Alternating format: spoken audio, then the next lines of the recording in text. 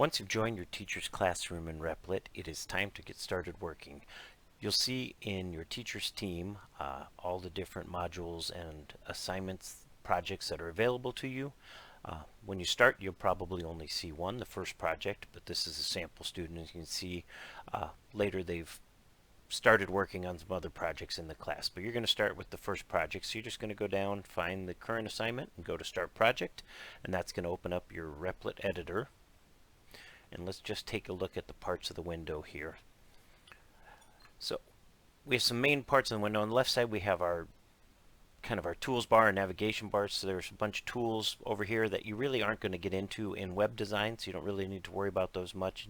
If you wanted to come down and look at some of your settings, you could, but other than that, there's not much over there that you need to worry about. The important parts here are our files panel, our coding panel, and then also your preview panel. So our files panel, to note, we've started you off with a basic file for your coding for your web page is index.html. You could have folders and files and a whole site built over here. So over here we can see we can add new folders, we can add additional files, you can even upload files from your computer if you've written some locally.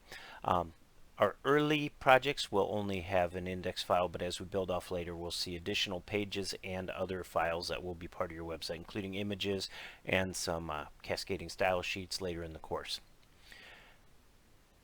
The currently selected file is what you're going to be seeing here in your editing window, and we are going to always do our current coding in index.html. Well, I say always until we get to multiple pages, because index.html is the only file that will preview here in the preview window. So as I code my web page and want to see how it looks, I hit run and I will see over here. But if this isn't index.html, if I'm working on page2.html and hit run, I'm only going to see index.html over here. So just be aware that you need to be working in that file to see it in your preview.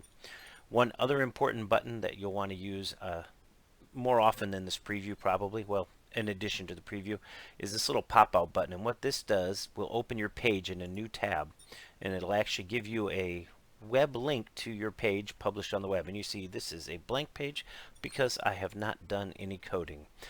But as we build more sophisticated sites with multiple pages, you'll be able to come out here and see how they look outside of the editor, actually in your web browser.